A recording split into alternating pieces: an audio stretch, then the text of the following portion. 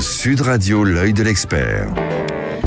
L'expert aujourd'hui, c'est Éric Revel. Bonjour Éric, on vous connaît bien évidemment sur Sud Radio, vous intervenez régulièrement, vous avez été le patron de LCI, le patron d'Azur TV, journaliste reconnu de France Bleu aussi, Bleu, absolument. Vous publiez Fenêtre de tir aux éditions Ring, la présidentielle 2022 et le grand retour de l'ordre. Alors ceux qui nous suivent sur Instagram ou YouTube peuvent voir la couverture. C'est l'Élysée avec une lumière un petit peu rouge, fenêtre de tir. On a l'impression que l'Élysée est dans le viseur. Il y a une sorte de double sens dans ce titre. Je me suis demandé si c'était un polar au départ. Et pas tout à fait, mais à la fois l'Élysée, effectivement, dans votre viseur, puisque vous dites aussi qu'il faut aujourd'hui, si on ne veut pas que la France s'écroule complètement, faire de 2022 une élection qui changera les choses. Oui, vous avez tout compris, Valérie, comme tout le temps. D'habitude. Double sens. C'est une fenêtre de tir démocratique qu'une élection présidentielle. Donc là, il y a une fenêtre de tir démocratique pour essayer, parce qu'on en a besoin, je pense, de restaurer l'autorité de la République. Mais l'autre sens, c'est que l'Élysée incarne normalement justement l'autorité dans la Ve République et avec la Constitution de 58. Donc le double sens, il est là. Il y a une fenêtre de tir pour qu'au plus haut niveau, mais aussi un peu partout dans la société, l'autorité et l'ordre fassent leur grand retour. Et puis, il y a l'idée qu'il faut évidemment que le chef de l'État, dans la Constitution qui est la nôtre, porte cette autorité.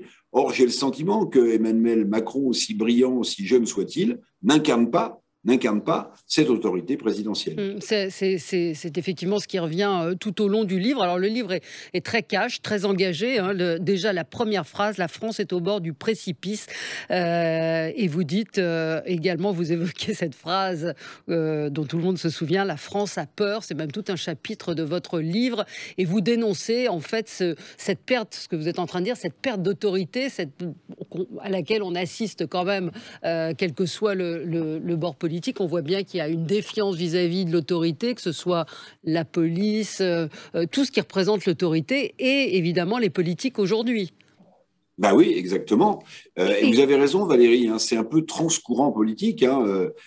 Quand vous écoutez ou vous lisez aujourd'hui Manuel Valls, qui évidemment incarnait pas l'aile gauche du Parti socialiste, mais enfin il était quand même Premier ministre d'un président socialiste, il tient des discours assez proches de cela. On a un problème avec l'autorité dans ce pays, un peu partout. Enfin, il y a tellement d'exemples, si vous voulez, malheureusement, et c'est triste pour le pays, de montée de la violence, de non-respect des forces de l'ordre, ce qui se passe dans les classes d'école, même si on ne peut pas en faire une généralité, qu'on voit bien que tout ça, en fait, a un point commun, me semble-t-il, c'est que on ne veut plus ou on ne peut plus incarner dans ces différents services de l'État l'autorité présidentielle. Je consacre aussi quelques pages à un élément qui me semble essentiel, et pourtant c'est un président, entre guillemets, de droite qui a pris cette mauvaise décision, c'est la disparition du service militaire. Oui. Vous voyez, Arnaud Montebourg, par exemple, qui est socialiste, lui, il est pour la remise en place du service militaire. Pourquoi ? Mais parce que précisément, une partie des problèmes qu'on connaît aujourd'hui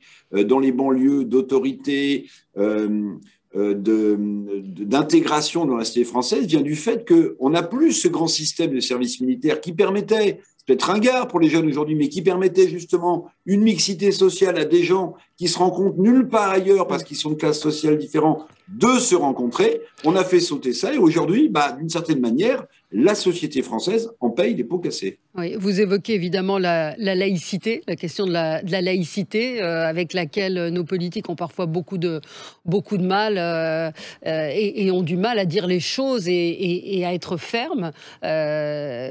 Comment est-ce que ça fait partie des choses que le candidat à l'élection présidentielle doit évidemment évoquer avec fermeté?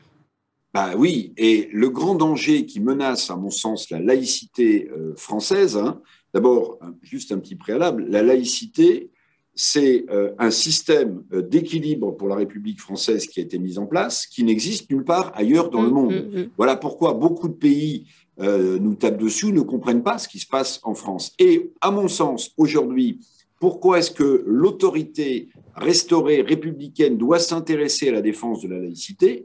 Parce que vous avez un phénomène qui vient des États-Unis qui s'appelle la cancel culture, le wokisme, qui remet tout en cause, et qui ira, et qui commence à le faire, à remettre en cause la laïcité française au nom d'une visibilité plus grande du monde musulman dans notre territoire. Or, c'est une spécificité française, on aime ou on n'aime pas, mais là aussi, c'est transcourant politique. Regardez comment Elisabeth Badinter, philosophe de gauche, défend la laïcité. Regardez comment Jean-François Colosimo, qui est plutôt à l'opposé de l'échiquier politique, défend la laïcité, parce que si on laisse la cancel culture effondrer ce dernier pilier de la République encore solide qui est la laïcité, alors là, je peux vous dire qu'on ne sera plus au bord du précipice, mais on sera très très mal, on sera quasiment dedans. Oui, vous êtes vraiment inquiet, au-delà des mots, c'est un livre très fort, hein, vous dites on est vraiment au bord du ravin, et cette élection 2022 sera très importante. Elle est plus importante que les précédentes, c'est-à-dire qu'on est vraiment arrivé à un point où on peut basculer du mauvais côté.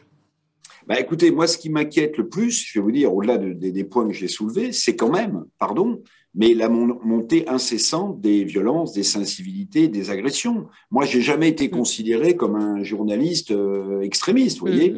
Mais les gens avec lesquels j'ai discuté pour écrire ce livre, ils craignent justement, à un moment donné, un fait un peu anodin qui va faire basculer ou qui va entraîner une violence un peu plus généralisée.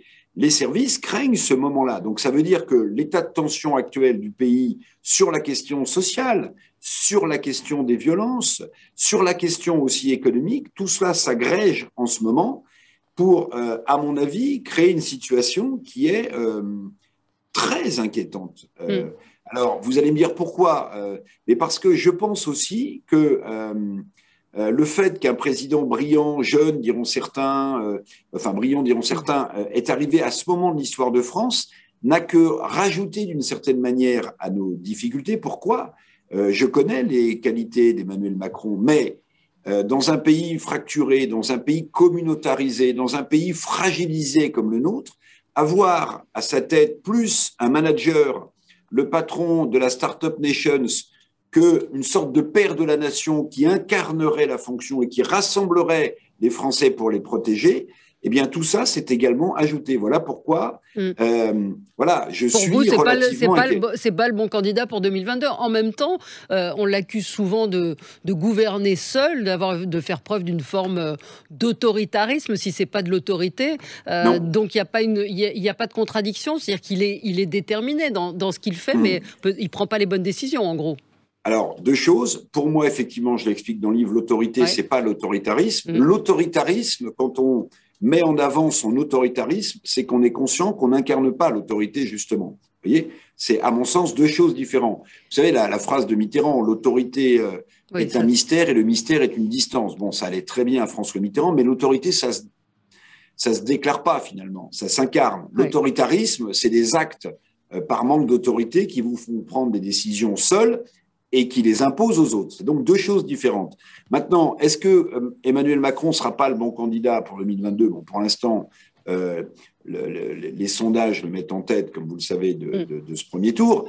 Mais justement, si vous regardez bien ce qu'il essaie de faire depuis quelques semaines, quelques mois, il essaie d'incarner beaucoup plus la fonction régalienne sur des secteurs qui, précisément, inquiètent les Français et méritent d'avoir plus d'autorité. C'est la question de la sécurité, c'est la question de l'immigration avec l'affaire des visas qu'il a ralenti en provenance de Tunisie, d'Algérie, du Maroc. Il a, je pense, pris conscience que ces fonds, il pêchait dans son incarnation dans ces domaines-là et il essaie de rattraper le temps perdu. Là, il y a une sport de course contre la montre. Oui, écoutez, on verra. Mais c'est vrai que l'intrusion de Zemmour avec son thème central et quasi unique sur l'immigration a obligé les candidats actuels à se positionner face à ce thème-là, mais d'une certaine manière a poussé le chef de l'État aussi à donner des réponses en creux, parce que quand il parle incessamment de l'Algérie, quand il prend position sur les visas, qu'est-ce qu'il fait ? Il répond d'une certaine manière au thème que Zemmour a mis sur le centre de sa campagne pour l'instant, qui est celui de l'immigration. Alors, vous n'allez pas me répondre, mais je pose quand même la question. Zemmour, c'est le meilleur candidat pour incarner ce dont vous parlez dans le livre. Quand on lit votre livre, qui a été écrit avant, hein, vous me le disiez juste avant, qui a été écrit avant le phénomène Zemmour, ça ressemble quand même beaucoup à son programme. Mais écoutez, moi, je ne sais pas si c'est le meilleur candidat. Moi, évidemment, je ne fais pas de politique, Non. donc je ne vais pas vous dire, voilà, Ouais. c'est pas ma vocation. Mais Vous en faites un petit peu, vous en faites un peu quand même dans ce livre. C'est-à-dire que là, on voit quand même, vous êtes pas franchement sur la ligne de la France insoumise, s'il fallait caricaturer.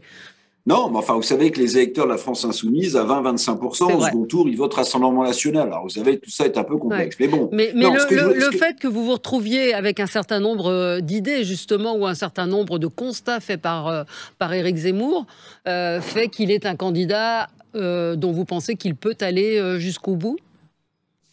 Alors moi, j'ai du mal à l'imaginer pour plusieurs raisons, mais vous savez, on disait la même chose d'Emmanuel Macron en 2017. Oui. Hein, bon, comparaison n'est pas raison, mais pour plusieurs raisons, je pense que voilà, ça me paraît compliqué. La première raison, c'est que d'abord, on ne connaît pas toute l'offre politique et le positionnement des uns et des autres. D'ailleurs, Éric Zemmour n'est pas encore candidat, non. Emmanuel Macron n'est pas candidat à sa réélection, et les Républicains, comme vous le savez, tardent à mettre sur la table une candidature officielle. Bon, d'abord, l'offre politique n'est pas connue. Mais la deuxième chose, c'est que pour l'instant, Zemmour, il taille la route sur un thème qui est le sien et qui oblige tous les autres candidats, comme je le disais, à se placer vis-à-vis de ce thème, c'est celui de l'immigration.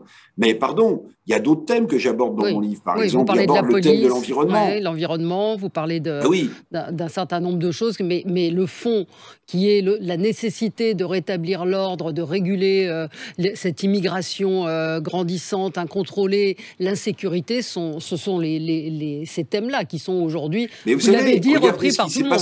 Mais regardez ce qui s'est passé depuis quelques semaines, quelques mois. Je note à chaque fois que je vois une prise de position qui va dans le sens de mon livre. Ouais. Manuel Valls publie une tribune dans le Figaro où il dit il faut arrêter immédiatement le regroupement familial. Manuel Valls, ancien Premier ministre socialiste. Ouais. Michel Barnier, gaulliste européen s'il en est, européiste s'il en faut. Que dit Michel Barnier? Il dit il faut recouvrer notre souverainisme migratoire. Michel Barnier.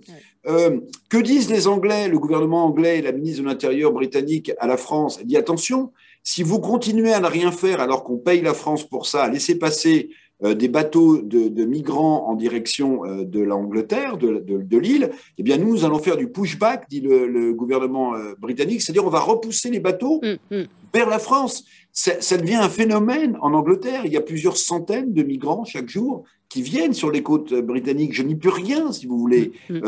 Voilà, dans le sud de la France, on sait très bien qu'il y a des points de passage qui sont reconnus, qui sont identifiés. Tout le monde le sait. Du côté de Menton, par exemple, à côté de Nice.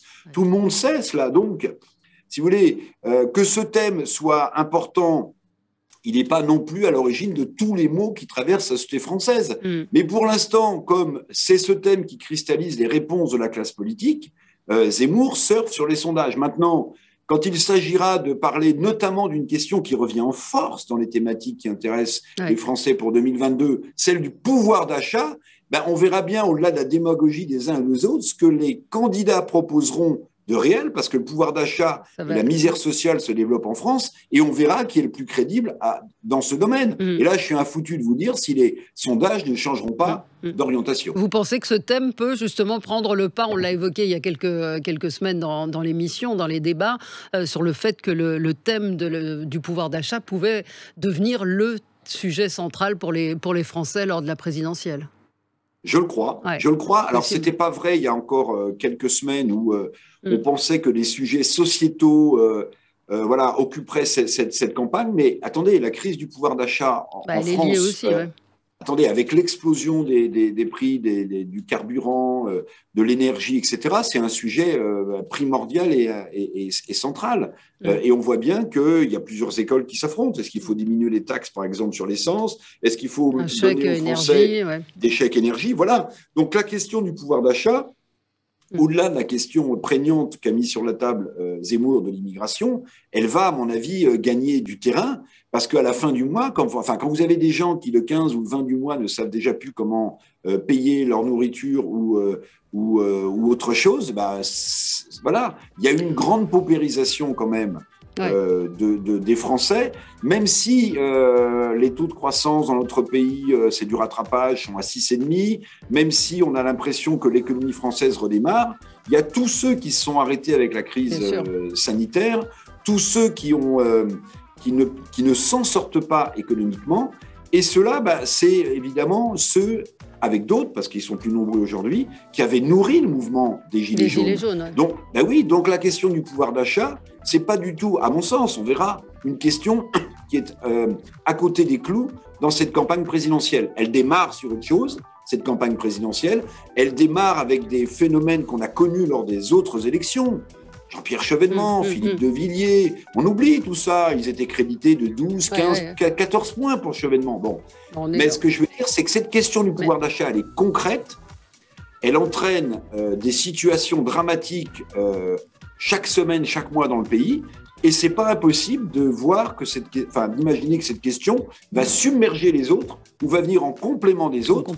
Et donc, ça veut dire qu'elle va obliger, si elle vient au centre des débats, elle va obliger les candidats, évidemment, de gauche et de droite, à se positionner vis-à-vis de ce thème qui semble le plus important. Ce sera peut-être un deuxième livre, Éric Revel. En tout cas, celui-ci traite de l'autorité, c'est à lire. Fenêtre de tir, le grand retour de l'ordre. C'est la fenêtre de tir qui est importante, celle de l'élection 2022. Ça parle du service militaire, ça parle de l'ordre, de nos forces de l'ordre qui sont bien mal en point. Ça parle du wokisme. Si vous ne savez pas ce que c'est, dans le livre, vous découvrirez exactement comment on revisite notre histoire. Merci beaucoup, Éric Revel. Le livre est paru aux éditions Ring. Merci à vous. On se retrouve dans un instant. À tout de suite.